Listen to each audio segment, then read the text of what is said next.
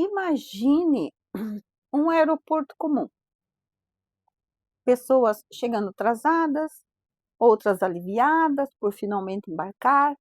Tem quem esteja indo ao trabalho, já pensando na reunião do dia seguinte, outros voltando para casa, contando as horas para rever quem ama. Há quem viajem por prazer, animado, e aqueles que viajam em silêncio, cansados da vida. Dentro do avião, tudo parece absolutamente normal.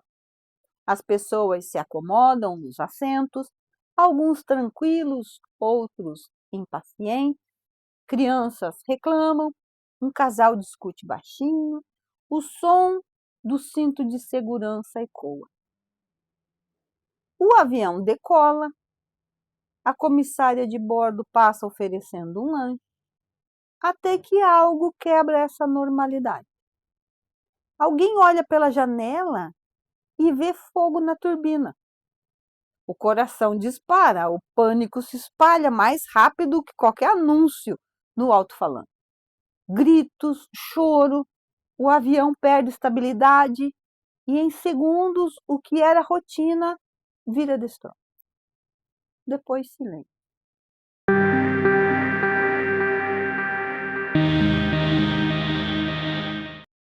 No chão, partes do avião espalhadas. 10 pessoas sobreviveram, feridas e atordoadas, sem entender o que aconteceu.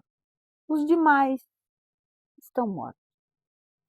10 pessoas sobrevivem à queda de um avião.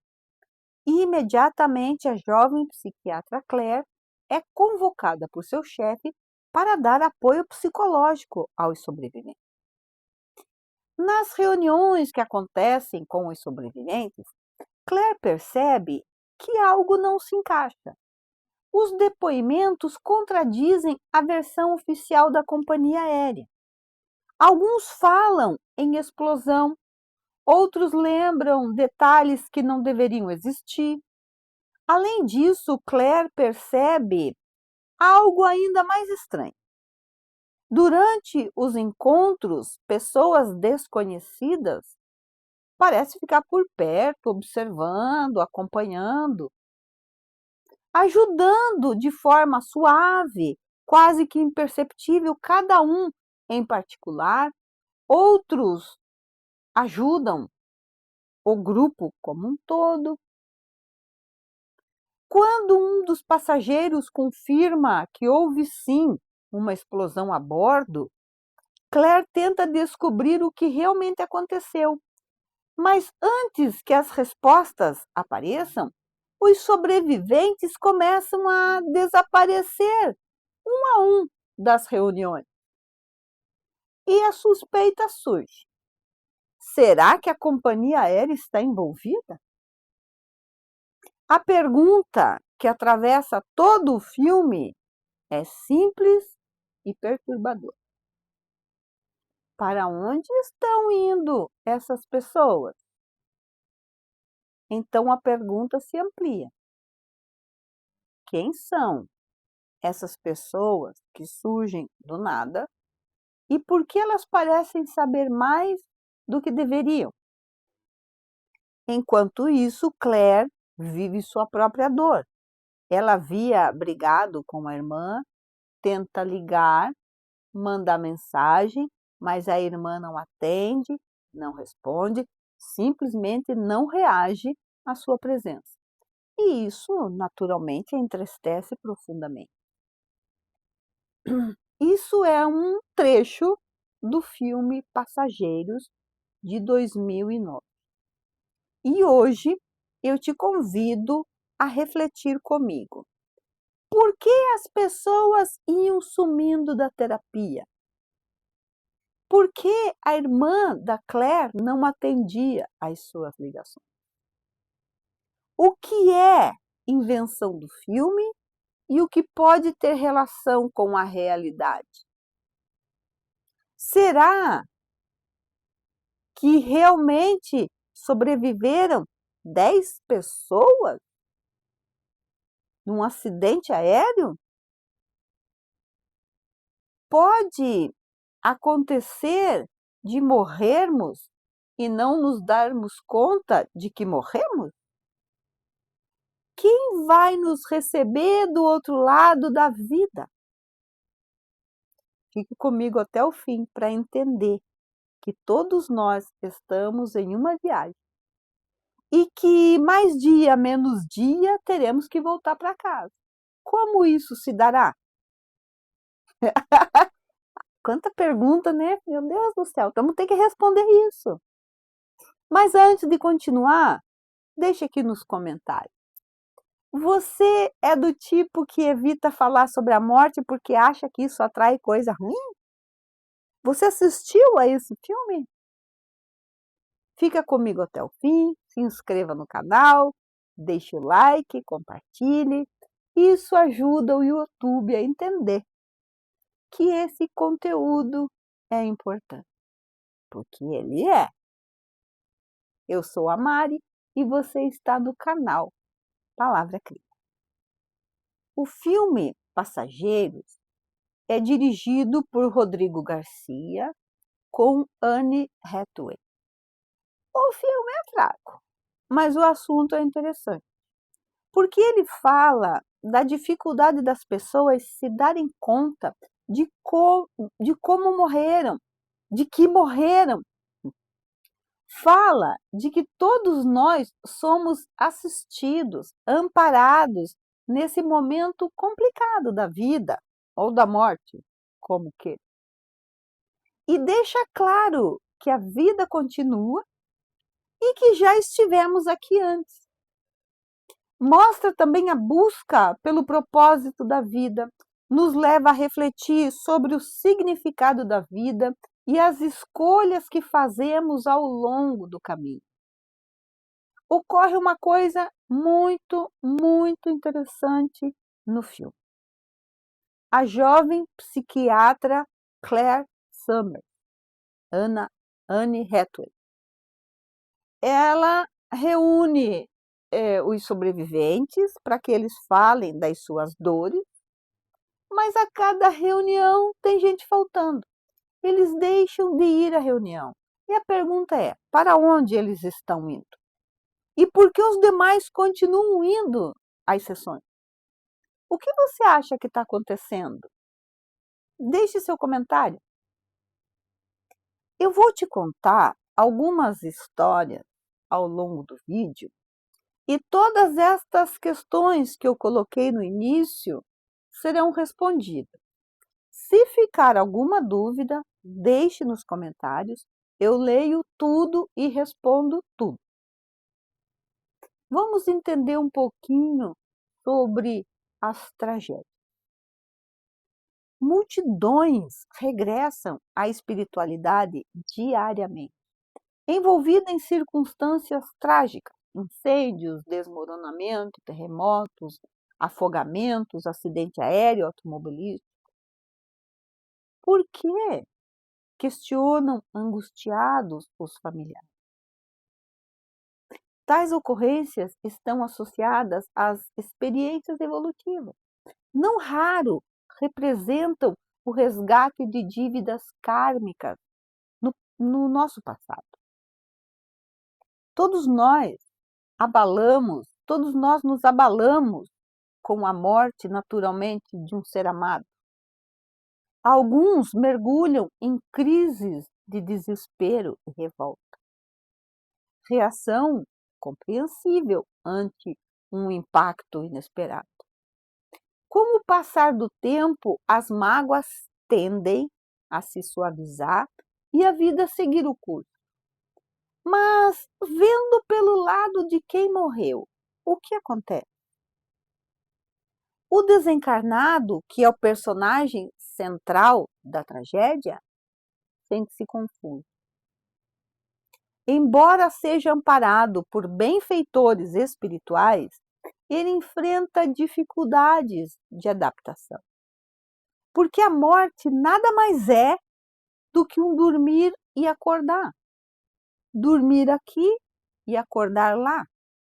E no caso de uma tragédia, ele tem um momento A pessoa, ela tem um momento em que ela se desliga, como se tivesse desmaiado, mas depois ela acorda e se vê no meio da situação que lhe tirou a vida, tenta falar com as pessoas que estão por ali, mas elas não respondem e ele se sente ignorado. E o mais grave aqui entra a família e os amigos. Se eles estão revoltados, desesperados, isso reflete negativamente em quem partiu.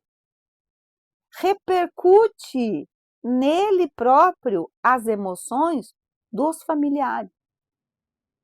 Se a família, os amigos ficam falando, relembrando eternamente do que aconteceu, se ficam apegados à dor, às lembranças traumáticas e aos detalhes do acontecimento, tudo isso reflete na pessoa que morreu. Ele passa a reviver repetidamente o sofrimento da própria morte. Um resumo do que eu falei.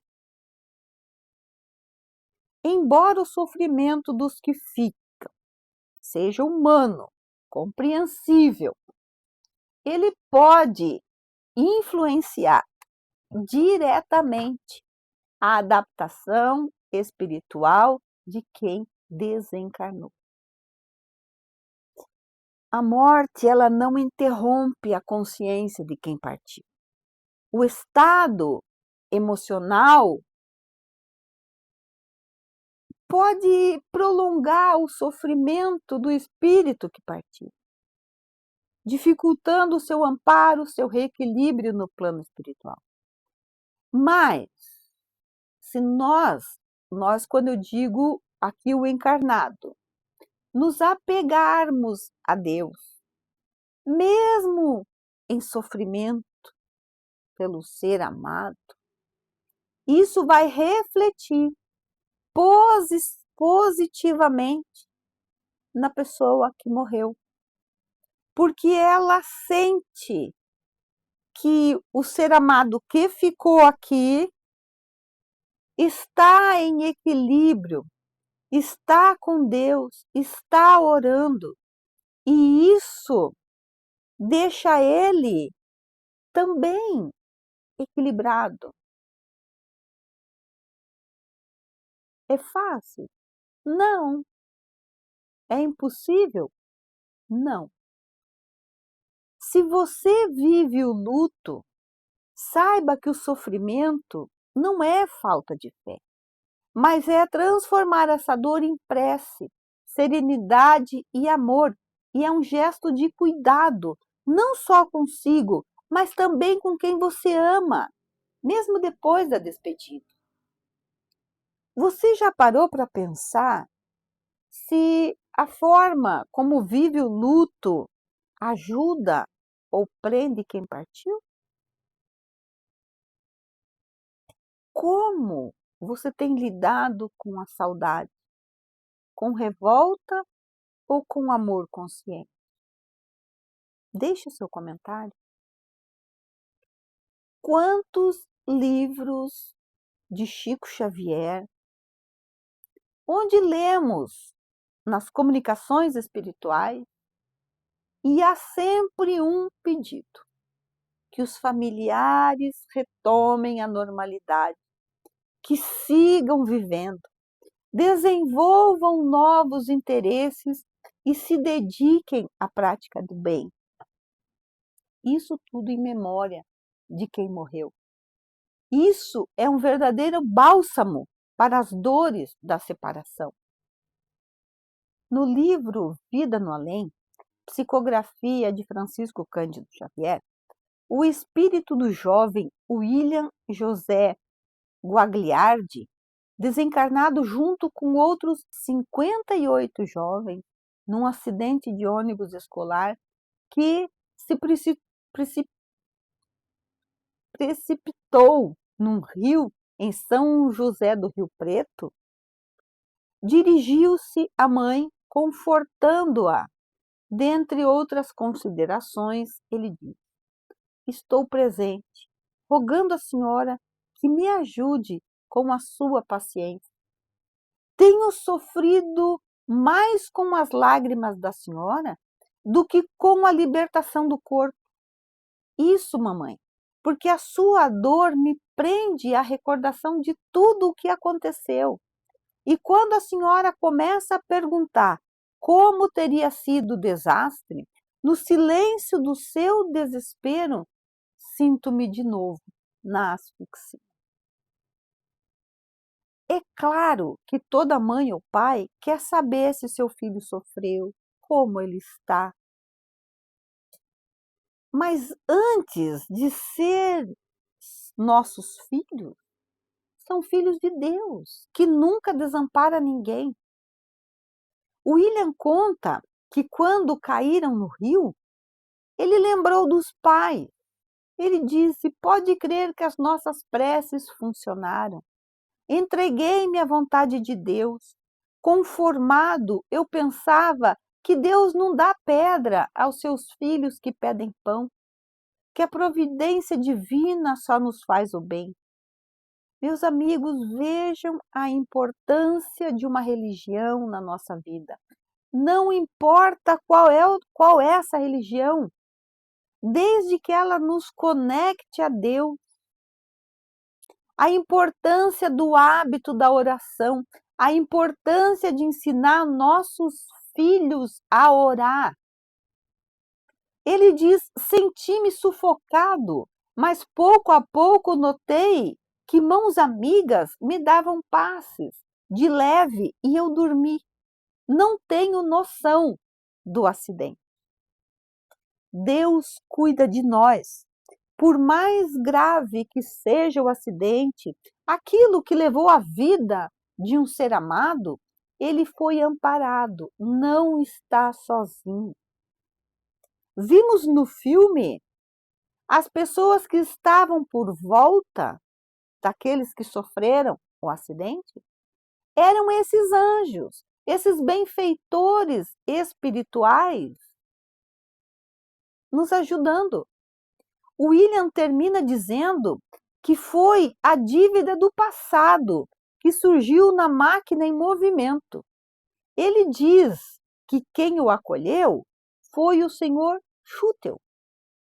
Ele não sabia quem era o senhor Schutel, mas a mãe sabia quem era esse senhor. Ele pede à mãe que pare de chorar e que faça tudo o que puder para auxiliar os meninos necessitados da onde ela morava. Fazer o bem. Uma coisa muito interessante na carta desse jovem se dá quando ele pede à mãe para desculpar o motorista e ajudar com isso perante as demais famílias.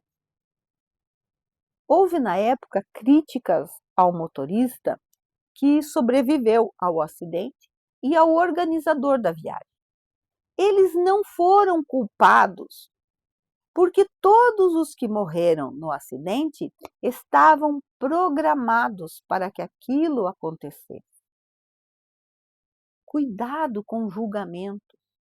Nós só temos uma parte pequena de conhecimento diante do todo. Por isso a importância de colocar as coisas nas mãos de Deus. Quando acontece algum problema grave na sua vida, quem assume o controle? Você ou você e Deus? Deixe seu comentário. Mas o que acontece no momento da morte?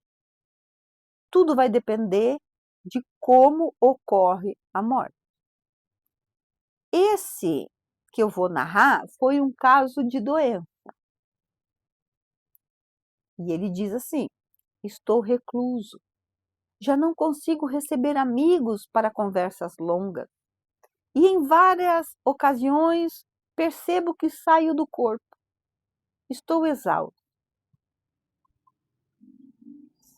Nas últimas horas, passei a sentir algo profundamente estranho, como se dois corações batessem dentro de mim. Um coração de carne, descompassado, fraco, quase parando, como um relógio prestes a cessar. O outro pulsava de forma mais equilibrada, profunda, silenciosa, como se anunciasse uma outra forma de vida. Minha visão se altera constantemente. Em alguns momentos, clarões intensos, de luz que me invadem. Em outros, eu sou envolvido por uma neblina densa e prolongada, a ponto de não saber se é dia ou noite. Mesmo dentro da câmara de oxigênio, nada disso desaparece. Sinto um frio intenso ferir as extremidades do corpo. Pergunto-me com lucidez crescente: seria este o fim da vida física? Procuro manter a calma, oro intimamente, peço a Jesus que não me abandone e decido esperar. Após essa prece sincera, começo a perceber algo diferente. À minha esquerda forma-se uma substância prateada, delicada, semelhante a uma gaze muito fina. Logo depois, sinto mãos caridosas me envolvendo em passes de forte corrente magnética. À medida em que essas mãos se movem, de cima para baixo, detendo-se no tórax, a angústia diminui. Lembro-me com força de um benfeitor espiritual e imploro mentalmente que me ajude. Tenho a nítida impressão de estar passando por uma intervenção extremamente delicada. Ouço uma voz suave, firme, pedindo: não se mexa. Silêncio, silêncio. Nesse momento, compreendo que a resistência do corpo físico está chegando ao fim. É questão de minutos. O alívio, porém, não dura muito. Volto a sentir uma pressão intensa no peito. As mãos espirituais agora se concentram no cérebro, permanecendo ali por um longo tempo, quase 2 horas. Aos poucos, uma sensação de bem-estar me envolve, até que sinto algo impossível de descrever na parte posterior da cabeça. Não é uma pancada, é como um choque elétrico profundo, intenso, poderoso. Compreendo então que algum laço forte que me prendia ao corpo físico foi desfeito. No mesmo instante, sou tomado por energia avassaladora. Única imagem que encontro para explicar o que acontece é de uma represa, cujas comportas são arrancadas de uma vez e tudo se abre. Vejo com absoluta clareza tudo o que sonhei, pensei, planejei e realizei ao longo da vida. Ideias pequenas, palavras ditas sem importância, atos mínimos. Tudo surge diante de mim, com precisão perfeita. Meu pensamento se transforma num filme projetado dentro de mim, rápido, contínuo, impossível de interromper. Sou ao mesmo tempo o criador e o espectador de cada cena. Percebo que passei a vida construindo um lago formado pelos meus próprios pensamentos, palavras e atitudes. Sobre suas águas, minha alma navegava conduzida pelos desejos. Agora sou levado junto com essas águas para outro lugar e me vejo no fundo desse lago, cercado por tudo aquilo que criei. Não há julgamento externo, há revelação. Não encontro, por enquanto, palavras melhores para definir essa experiência. Lembro-me dos estudos que conhecia sobre o comportamento dos moribundos, mas preciso reconhecer: todas as descrições que li apenas tocam a superfície da realidade. A vivência da desencarnação é muito mais profunda, intensa e reveladora do que qualquer teoria é capaz de traduzir. Antes de comentar sobre isso, é preciso que eu deixe claro que isso acontece quando nós morremos de forma normal. Se nós vamos em busca da morte por vontade própria, a realidade é outra. E eu não indico que você busque pela morte. É o maior engano da sua vida. Não faça isso, porque será irreversível e você não ficará feliz. Posso te garantir com todas as minhas forças. Dito isso, essa descrição é do irmão Jacó, do livro Voltei, de Chico Xavier. Novamente, para aqueles de nós que estamos aqui e tivemos pessoas queridas que morreram, saiba que sempre há amparo espiritual ativo, com presenças amorosas, auxiliando nos momentos mais delicados da transição.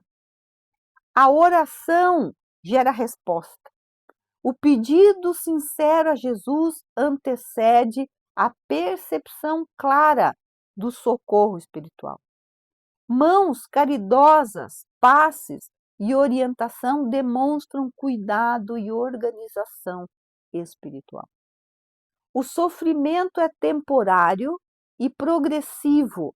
As sensações difíceis dão lugar gradualmente ao alívio e ao bem-estar.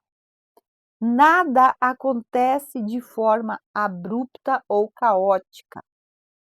O desligamento do corpo ocorre com respeito ao tempo e às condições do espírito. A consciência permanece íntegra, mesmo após o choque do desligamento. A lucidez, memória e percepção. O amor, ele atua como uma força organizadora. O auxílio espiritual é silencioso, firme, compassivo. Com relação ao filme, a desencarnação foi diferente para cada uma das pessoas que estavam envolvidas. As 10 que o filme traz é aleatório, apenas para dar um parâmetro, e é um filme. E ali nós vemos que aqueles 10 tinham, cada um, questões muito pessoais. Tinham pessoas apegadas à matéria, outros com muita revolta, outros estavam perdidos de si mesmos. Esses bastaria que tivessem conhecimento de Deus, que tivesse orado, tudo seria diferente. E outros tinham que trabalhar o perdão. Eles iam sumindo das reuniões porque a cada reunião era tratado um assunto que lhes abria a mente e eles entendiam o que estava acontecendo. E assim eles retornavam,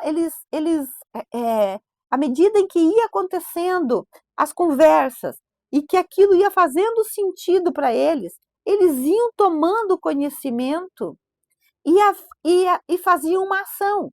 Por exemplo, aquele que tinha que trabalhar o perdão, assim que era trabalhado esse tema e ele entendia, ele perdoava, ele ia embora em paz.